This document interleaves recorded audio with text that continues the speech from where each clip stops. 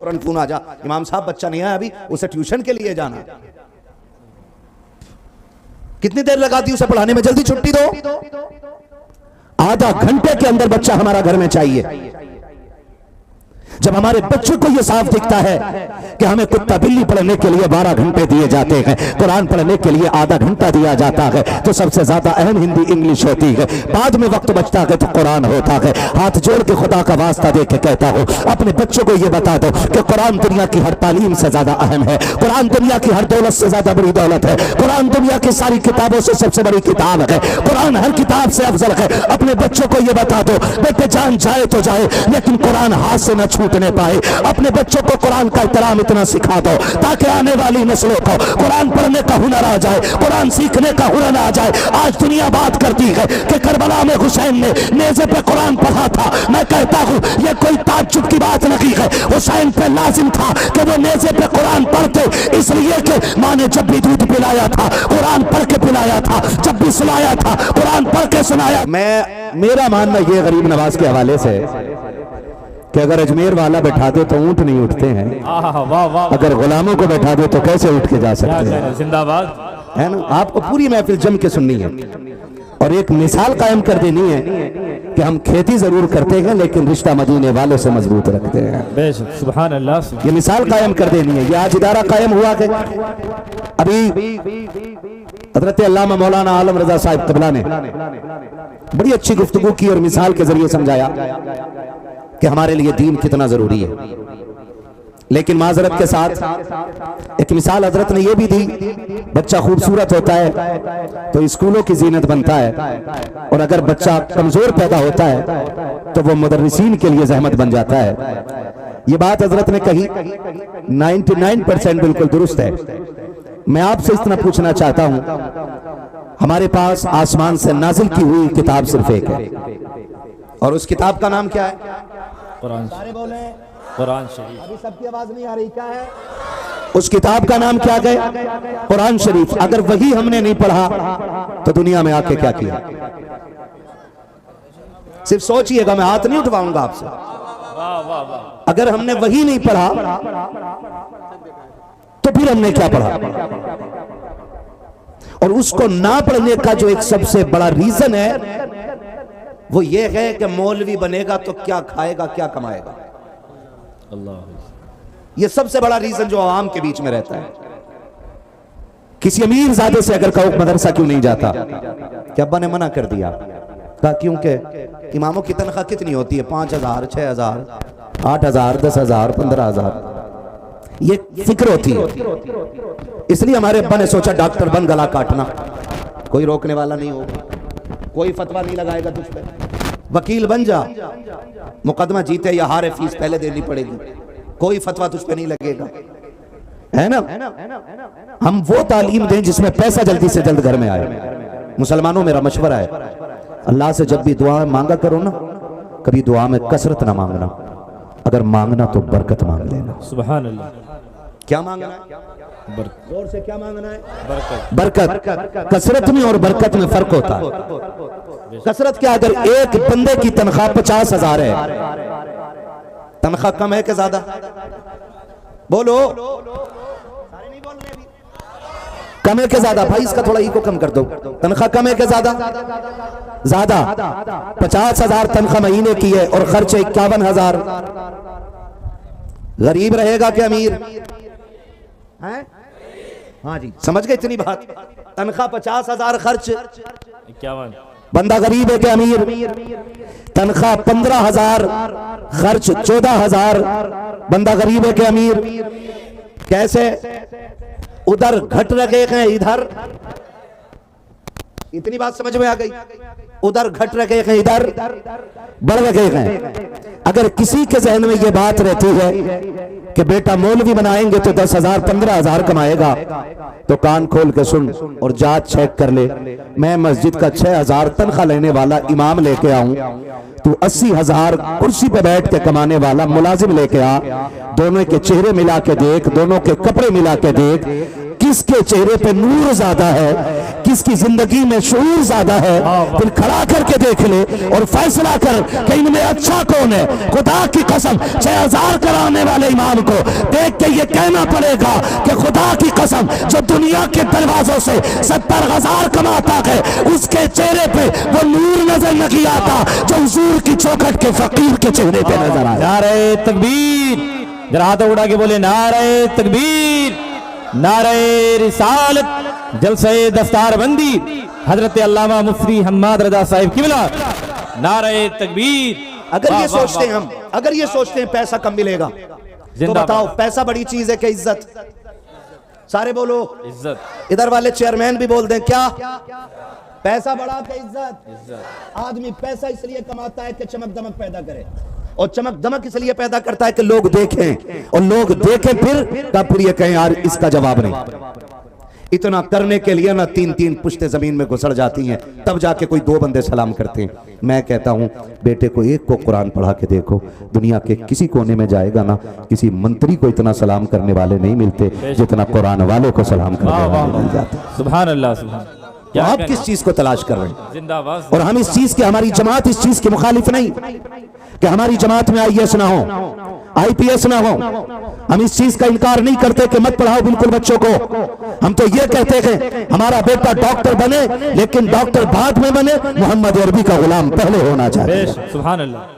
वाह वाह। हमारी ये फिक्र रहती है कि हमारे बच्चों को दीन आना चाहिए, हमारे बच्चों को कुरान आना चाहिए। बात कड़वी होती है, कलेजे फट जाते हैं, बर्दाश्त नहीं होता। लोग कहते हैं मौलवियों को हसद होता है, साकिब हसद नहीं होता है। हमने डॉक्टरों की अंदर की जिंदगी देखी है। अभी कुछ दिन पहले मेरे करीबी रिश्तेदार की बात है, इंतकाल वो 24 घंटे से ज्यादा हो गए थे, वेंटिलेटर पर रख करके उसको सांसें दिलाई जा रही थी, सिर्फ इसलिए कि पैसा ज्यादा से ज्यादा लूटा जा सके। मैं पूछना चाहता हूँ, ऐसी तालीम पे लानत भेजते हैं जो इंसानियत का जनाजा निकालते, हम ऐसी फिक्र को ठोकर मारते हैं जो गरीबों का पसीना निचोड़ के रख दे। इस्लाम हमें इसकी इजाजत नहीं देता है, किसी का हक मारने की इजाजत इस्लाम नहीं देता है, धोखा देने की इजाजत इस्लाम नहीं देता है। क्या 3 दिन तक 72 घंटों तक लाशों को मशीनों में रख के इसलिए जिंदा नहीं रखा जाता कि पैसा ज्यादा से ज्यादा दुआ जा सके, ज्यादा से ज्यादा पैसा लूटा जा सके? मैं कहता हूँ डॉक्टर बाद में बनाओ, हुजूर का गुलाम पहले बनाओ, इसलिए कि अगर डॉक्टर की कुर्सी पे बैठने वाला मोहम्मद अरबी का गुलाम होगा तो दवा बाद में देगा, दुरूद पहले पड़ेगा। दवा में शिफा हो ना हो, मदीने वाले की दुरूद में शिफा पहले है। नारे तकबीर, जरा हाथ उड़ा के बोले आगे से पीछे तक, नारे तकबीर, नारे रिसालत, खतीब आज़म हिंदुस्तान हजरत अल्लामा मुफ्ती हम्माद रजा साहिब किबला, नारे तकबीर। वाह वाह वाह। पढ़ाओ, क्या कहने मुफ्ती साहब, वाह वाह वाह वाह। सिखाओ गुड मॉर्निंग भी, जिंदाबाद। लेकिन उससे पहले अस्सलामु अलैकुम सिखाओ, ताकि तेरे बच्चे की जबान खुले तो नाम पूछने की जरूरत न पड़े, दुनिया लहजा देख के पहचान जाए मोहम्मद अरबी का गुलाम जा रखा है। वाह वाह वाह। कम से कम इतनी तब्दीली आ जाए। आज पूरी दुनिया मदरसों को मिटाने पे लगी है, पूरी दुनिया इस्लाम की दुश्मन हो गई है। एक प्रोफेसर ने रिसर्च के बाद कहा कि पूरी दुनिया सिर्फ मुसलमानों की दुश्मन क्यों है? कहा कि पूरी दुनिया ने देखा कि अगर तरक्की करनी है तो 3 चीजों को बढ़ावा देना पड़ेगा।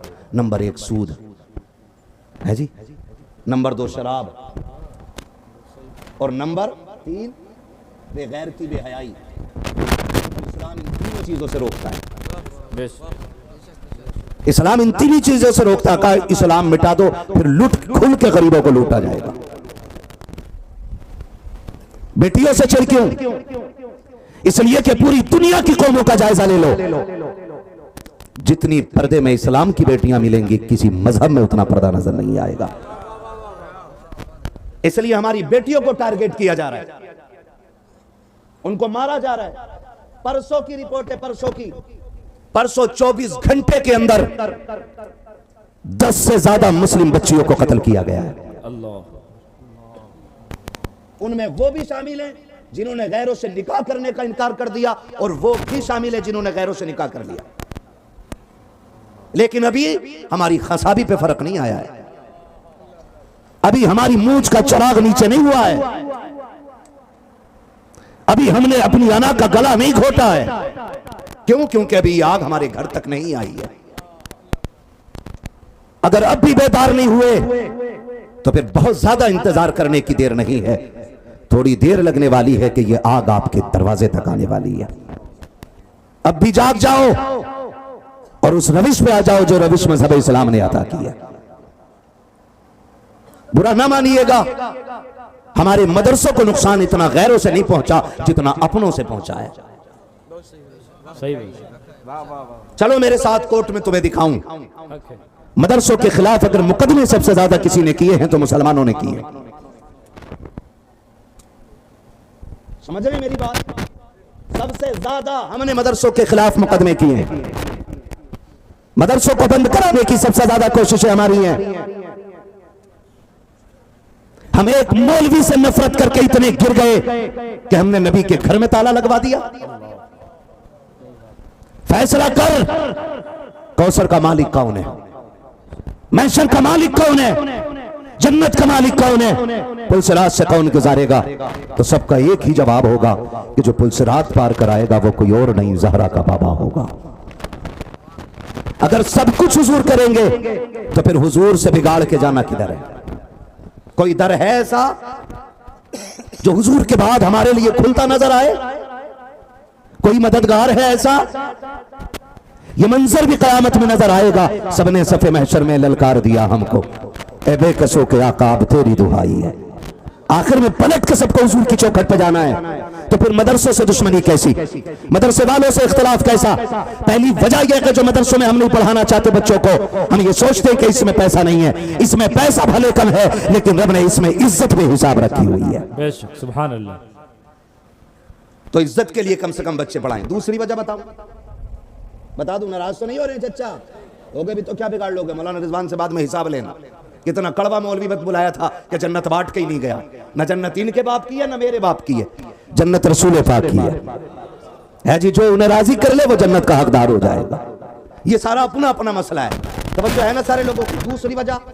दूसरी वजह ये हमारे बच्चे भी खुद नहीं पढ़ना चाहते।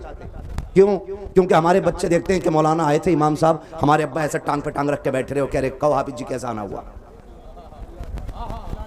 तो बच्चा सोचता है इसमें कोई वैल्यू नहीं है। क्या कहने, हमारा अब्बा तो निरा चोर है, पड़ोसी की मेंढ काट डाली, सब सगे भैया की दुकान की बेईमानी कर ली, वो इमाम के लिए नहीं उठ रहा है।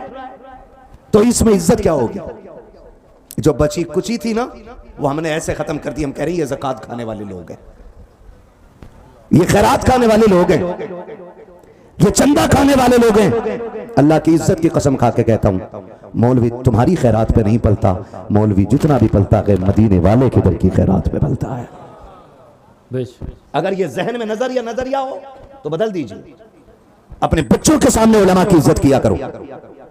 हम अंदाजा लगा लेते हैं, हमें अब्बा का बायोडाटा पूछने की जरूरत नहीं पड़ती। जिस घर का बच्चा सलाम करता है हम समझ जाते हैं इस घर के अंदर कुरान वालों की इज्जत की जाती है। इसलिए कि बच्चा वही करता है जो माँ बाप को करते हुए देखता है।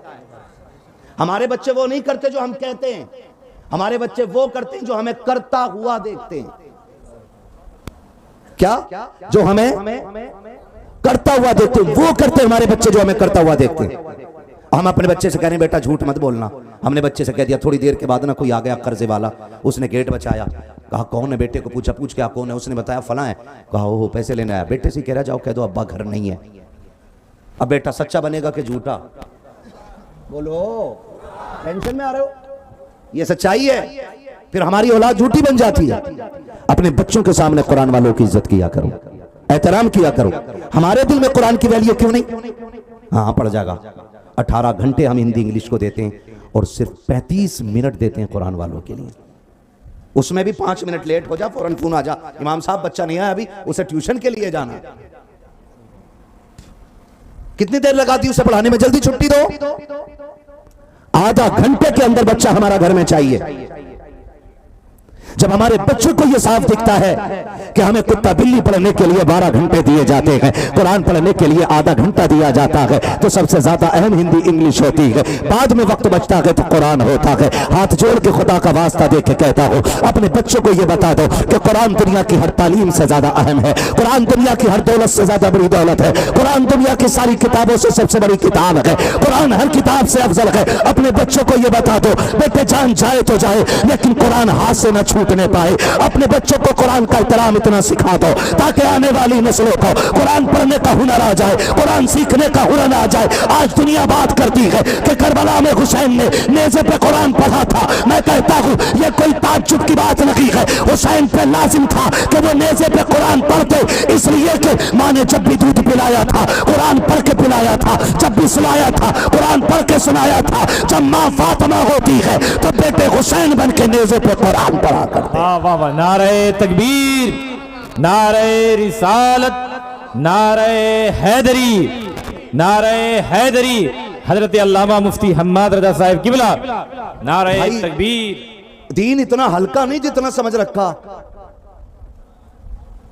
एक बात बताओगे आप मुझे, मोटी मोटी बात है और इंशाल्लाह हर बंदा जवाब दे देगा। दे देंगे ना? जवाब दीजिएगा, समझ में आ जाए तो। एक यूकेजी एलकेजी नर्सरी की एक ट्यूशन बताओ जो 500 रुपए से कम में हो और अच्छी ट्यूशन हो। जिनके बच्चे पढ़ते हैं वो जवाब दें। मिलती है कम से कम 1000 रुपए रख लेते हैं लोग। है भाई, ऐसे ही है भाई। 1000 रुपए एक नर्सरी के बच्चे की जो हम ट्यूशन लगाते हैं उसका 1000 रुपए देते हैं, और जिस बच्चे को मदरसे में भेजते हैं उस मौलवी को महीने के 100 रुपए देते हैं। मुश्किल है 100 रुपए भी। अल्लाह अकबर, हम 100 रुपए भी मुश्किल से देते हैं जी। एक मदरसे में ट्यूशन पढ़ाने, मदरसे में पढ़ाने वाले आलिम को 100 रुपए भी मुश्किल से देते हैं। जबकि बताया गया और सब जानते हैं कि अगर इमारत बुलंद रखनी होती है ना तो बुनियाद मजबूत रखनी पड़ती है। यही है ना? हमें अगर 4 मंजिला मकान बनाना है तो जमीन के ऊपर से ईंटें लगा के कर देंगे काम। इंजीनियर कहेगा भाई दीवारें तोड़ फिर से भर के ला।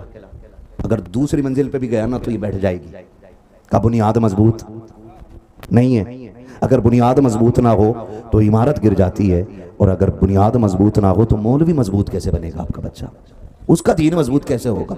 हाँ, गलत नहीं कह रहा हूं। ये बेटियां बैठी हुई हैं, इनकी जिंदगियों के साथ जितना खिलवाड़ होता उतना तो मर्दों के साथ भी नहीं होता। शादी हो गई, घर आ गई, बच्चों वाली हो गई, बच्चे बड़े होने लग गए और फिर भी कुरान लेके बैठे हैं तो हुनर ही हुनर है। आज तक बगैर हिज्जे के एक आयत आगे पढ़ने तैयार नहीं।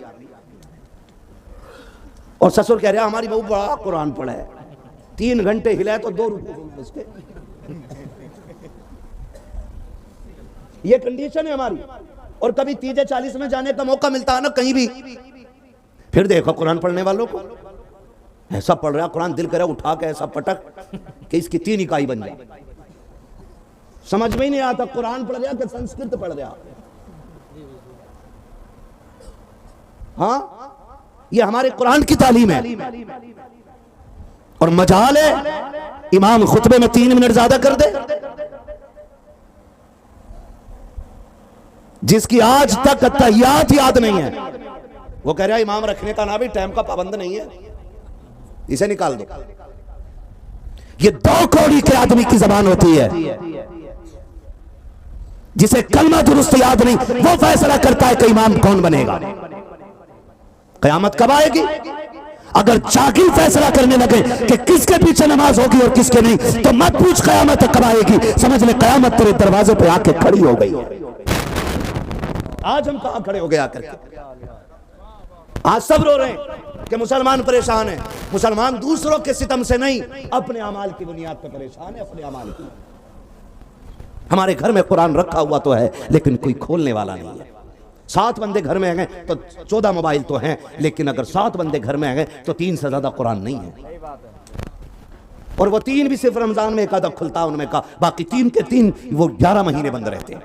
कोई है पूछने वाला बड़ा बूढ़ा? बेटे ये कुरान जुज़दान में कब से रखा है? किसी शोहर ने अपनी बीवी से पूछा ये जहेज में लेके क्यों आई थी? इसलिए कि वो नहीं पूछ सकता क्योंकि खुद जाहिल है।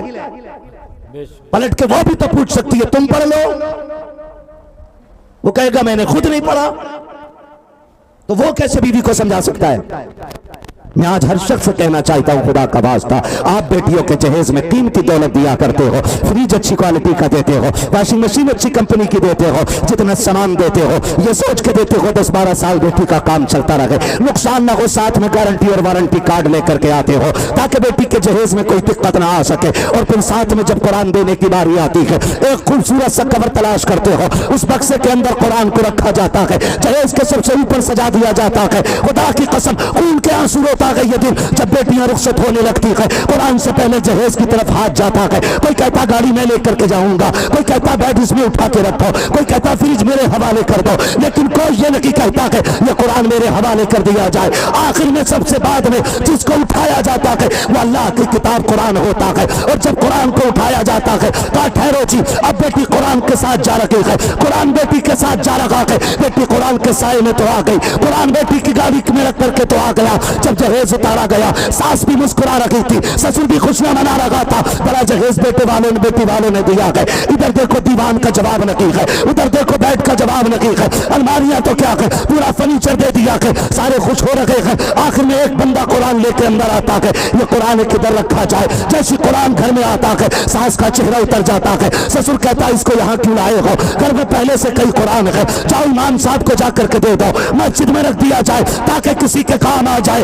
अल्लाह की कसम खा के कहता हूं, अगर कुरान से ज्यादा जगह घरों में जगह इसकी हो जाए तो समझो कयामत दूर नहीं है, कयामत तुम्हारे दरवाजों पे आ गई है। अगर चाहते हो कि जिंदगी आबाद हो जाए तो दौलत को ठोकर मारो, कुरान को सीनों से लगाना शुरू कर दिया। वाह वाह, नारे तकबीर, जरा हाथों उड़ा के बोले नारे तकबीर, नारे रिसालत। खतीब आज़म हिंदुस्तान हजरत अल्लामा मुफ्ती हम्माद रजा साहब किबला, नारे तकबीर, जिंदाबाद जिंदाबाद। क्या कहने हैं, जिंदाबाद। जहेज से ज्यादा जरूरी है उनके सीनों में कुरान दो, जहेज से ज्यादा जरूरी है कुरान बेटियों के सीने में दे दो, क्योंकि जहेज का लाया हुआ 3 साल भी रखा रह सकता है।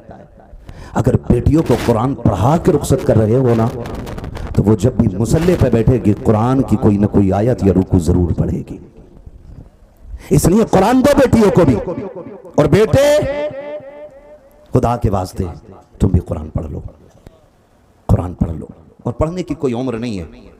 अगर आप ये कहते हैं मैं जवान हो गया जी, मैं कैसे कुरान पढ़ूं, उसी के लिए आपके जंगल में यह इदारा कायम किया गया है। आपको सुबह में वक्त नहीं मिलता तो शाम में आके कारी साहब के पास बैठो, इनसे कहो हमें दुनिया से ज्यादा कुरान से प्यार हो गया, हमें कुरान चाहिए। कुरान पढ़ो जवानों, हमारी सब मुश्किलों का हल कुरान में है, सारी आफतों से निजात का रास्ता हमें कुरान देता है। हम पढ़ें, कुरान की कदर करें। कुरान इतना सस्ता नहीं था जितना हमने समझ लिया। कुरान वाले मौलवी को 100 रुपए देने तैयार नहीं, इंग्लिश पढ़ाने वाले बंदे को हम 1000 रुपए देने तैयार हैं। क्या कुरान तुमसे कयामत में गिरबान पकड़ के पूछेगा नहीं, बता मैंने तेरा क्या बिगाड़ा था कि कभी तूने मुझे खोल के भी नहीं देखा था? ओ लोगों, हमारी असल जिंदगी मरने के बाद शुरू होती है। हमारी असल जिंदगी मरने के बाद शुरू होती है। सारे गुनाहगार है, मैं भी गुनाहगार, आप भी गुनाहगार, लेकिन रब बड़ा करीम है, रब बड़ा करीम है, उसकी रहमत के दरवाजे खुले हैं यार। ऐसे पढ़ लो इतना कुरान कि कम से कम दुनिया सो रही हो तो हम कुरान लेके बैठ जाया करें। फरमाया गया कि जिन घरों में कुरान और नमाज नहीं पढ़ी जाती वो घर कब्रिस्तान होते हैं। हाँ, और जिन घरों में रात के सन्नाटे में तिलावत की जाती है वो घर आसमानों से भी साफ नजर आया करते हैं। ये लाइट आसमान तक जाते जाते खत्म हो जाती है, ये रोशनी खत्म, अंधेरा। लेकिन ये साफ साफ लिखा गया है कि जिन घरों में कुरान पढ़ा जाता है वो घर आसमानों से भी साफ नजर आते। कितने लोगों ने तैयारियां की, वजह सिर्फ क्या है कि नहीं नहीं हाफिज जी तो यहीं रहते हैं, इसकी क्या अहमियत है, इसकी क्या वैल्यू है? इसकी अहमियत पूछनी है तो पूछ मेरे मौलाए कायनात से, जिन्होंने इस कुरान को बचाने के लिए खानदान कुर्बान करा दिया। अगर इस कुरान की हमें पूछनी है तो पूछ बद्र के 313 सिपाहियों से कि ये कुरान हम तक कैसे पहुंचाए। अगर पूछना है कुरान की कदर क्या है, पूछ मेरे नबी के चचा हज़रत अमीर हमजा से कि कुरान की कीमत क्या लगाई गई है। तो आज भी उनकी कब्र से आवाज आती है, कुरान बचाने के लिए कलेजे चबाए जाएं तो कलेजे दे देना, कुरान मिटने ना देना। क्या कहने, वाह वाह। क्या आज हमने ये कुरान की कीमत अदा की? वाह वाह। क्या आज हमने कुरान की इतनी हिफाजत की? मैं उन छछुंदरों की बात नहीं करता जिनका यह दावा है कि हम कुरान को मिटा देंगे, माज़अल्लाह, तेरे जैसे 1450 साल में करोड़ों आए और मिट गए। कल भी मेरे मुस्तफा का लाया हुआ कुरान मौजूद था और आज है और कल भी रहेगा। ठेकेदारों, जमींदारों, अमीरों, तुम भी बोलो कल भी। यहां वो ना बैठे जो अपने आप को जमींदार समझता है, यहां वो बैठे जो अपने आप को मदीने वाले का नौकर समझ के बैठा हुआ है।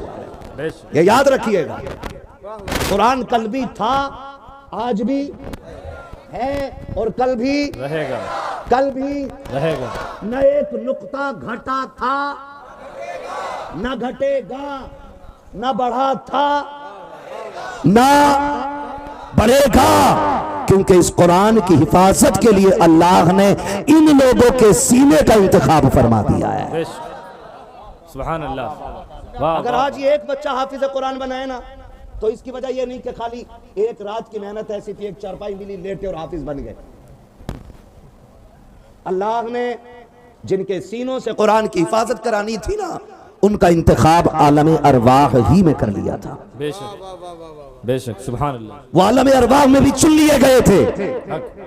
कारी रिजवान साहब से कुरान की हिफाजत कराई जानी है, कारी मोहम्मद अली से कुरान की हिफाजत करानी है, हाँ, हमें मुफ्ती हाशिम से कुरान की हिफाजत करानी है, उलमा से करानी है। ये लिस्ट पहले ही बन गई है। अब देखना तो यह कहे कि इसमें शामिल होकर नेकियों का हकदार कौन बनता है। क्या कहने, जिंदाबाद। असल ये था, अब इसमें शामिल किसको होना, ये इदारा है ना, मदरसा देखा है। अगर अब ना गए हो ना, तो जलसे के बाद एक चक्कर मदरसे का जरूर लगाइएगा। लगाएंगे इंशाल्लाह? अरे बोलो लगाएंगे कि नहीं? और ना लगाना हो तो मत लगाओ, कोई मसला नहीं है। उन आशिकाने मुस्तफ़ा को जिन्होंने जानी और माली तौर पर इस इदारे का ताआवुन किया और उनकी कुर्बानी के बदले में इदारे ने एक हाफिज कुरान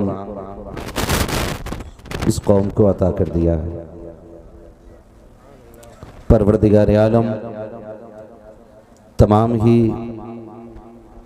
मुखलिसीन हज़रात को और इस इदारे के मुआविनीन हज़रात को, मुहिब्बीन हज़रात को सरकार गरीब नवाज के ख़जानों की खैरात नसीब फरमाए, आमीन।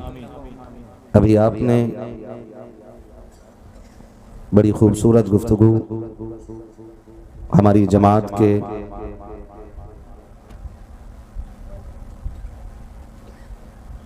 एक बुजुर्ग आलिम दीन हज़रत अल्लामा मौलाना आलम रज़ा साहिब क़िबला से समाअत फरमाई। बहुत कम वक्त में एक बड़ा सबक उन्होंने कौम के हवाले किया। करीम रब की बारगाह में दुआ है कि मौला करीम हमें हज़रत की गुफ्तगू पे अमल करने की तौफीक अता फरमाए, आमीन। मिंबर रसूल पर उलमाए अहले सुन्नत का नूरानी काफ़िला जलवागर है। कई सारे मुफ्तियान इकराम, उलमाए इज़ाम, हुफ़ाज़ व क़ुर्रा, अइम्मा जलवागर हैं। फ़र्दन फ़र्दन सबका ज़िक्र मेरे लिए बड़ा मुश्किल है। बस इतना समझ लो कि जो ज़र्रा जिस जगह है वहीं आफताब है। इस जमात के हवाले से आप इतना याद रखें कि अल्लाह ने इस जमात को वो शरफ़ बख्शा है कि अगर कोई एक कुरान पढ़ने वाला किसी बस्ती से गुजर जाता है तो अल्लाह उसके कदमों की बरकत से उस बस्ती से 40 दिन का अजाब दूर कर दिया करता है। आप अंदाज़ा लगा सकते हैं अगर पढ़ने वाले को अल्लाह ने ये शरफ़ बख्शा है तो पढ़ाने वालों को अल्लाह ने कितना बुलंद मकाम अता फरमाया होगा। आज ये सारी अंजुमन, ये खूबसूरती, ये जगमगाहट, ये जंगल में मंगल जनाब मोहतरम कारी रिजवान साहिब क़िबला की मेहनतों का नतीजा और हमारी इस जमात के उलमाए किबार की मोहब्बतों का नतीजा है कि जो आज इस जंगल में बड़े पुरसुकून तरीके से हम और आप बैठे हुए हैं।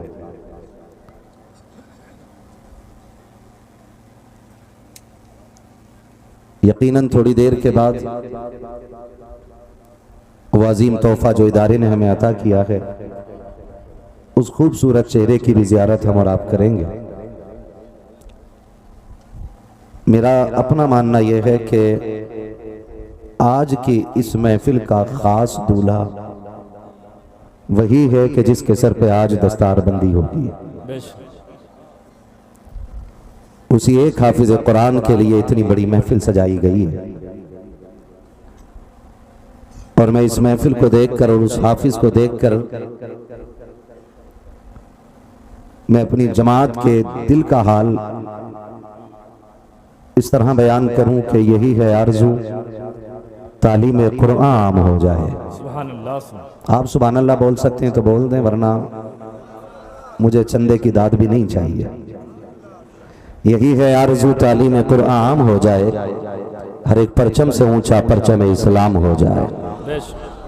ये उलमाए अहले सुन्नत की कुर्बानियां, जैसा कि हजरत ने बताया कि बेशुमार मस्जिदों की जगहें आई, मदरसा पढ़ाने की जगहें आई, लेकिन सबको छोड़ करके इस जंगल में इस दीन की खिदमत का इरादा इन्होंने किया। मैं आपको बता दूं, मदरसा किसी इमारत का नाम नहीं, मदरसा किसी बिल्डिंग का नाम नहीं होता, मदरसा किसी महल का नाम नहीं होता। जमीन के जिस हिस्से पे बैठ कर कुरान पढ़ाना शुरू कर दिया जाए, उसी खित्ते को मदरसा कह दिया जाता है। आज हमारे सामने ये चंद कमरों पे मुश्तमिल इमारत खड़ी है। अगर ये इमारत बिल्कुल भी ना हो और यहाँ बैठकर अगर रब के कुरान की तिलावत की जाए, तब भी इस जमीन को मदरसा कहकर ही पुकारा जाएगा। और ये भी मैं आपको बावर करा दूं कि ये मदरसा 100 साल 200 साल पुरानी फिक्र का नतीजा नहीं, 300 साल पुरानी कोशिशों का हल नहीं है, बल्कि याद रखिए जितनी पुरानी तारीख इस्लाम की है, उतनी ही पुरानी तारीख मदरसों की होती है। माशाअल्लाह।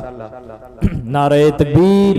हज़रात आप देख रहे हैं हिंदुस्तान का वो कोहिनूर हीरा नबी की नात के हवाले से मुल्क हिंदुस्तान का जो सफ़र कर रहा है, जिसे हम सब अपनी ज़बान में बादशाह तरन्नुम शहनशाह तरन्नुम जनाब मोहम्मद अली फैज़ी के नाम से जानते हैं। आमाद आमाद इस्तकबाल करें। नारे तकबीर, नारे रिसालत, उलमाए अहले सुन्नत हज़रत अल्लामा मुफ्ती हम्माद रज़ा साहिब किबला, शायर अहले सुन्नत जनाब कारी मोहम्मद अली फैज़ी साहब किबला। नारे तकबीर। मेरे बाद आपको इंशाअल्लाह काजी साहब से नाते सुननी है। बिल्कुल मुतमईन होकर बैठे रहिएगा, मैं बहुत ज़्यादा वक्त नहीं लूँगा, इतना वक्त नहीं कि आप थक जाएं, ठीक है ना?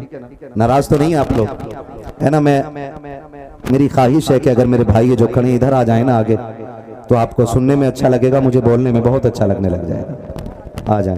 अगर सारे पुड़िया खाने वाले हैं तो उधर ही खड़े रहें, 2 लोग अंदर ना आए, पुड़िया खाने वाले और नापाक लोग। बाकी जिनके कपड़े ठीक हैं और मुंह ठीक है वो आ जाएं इधर।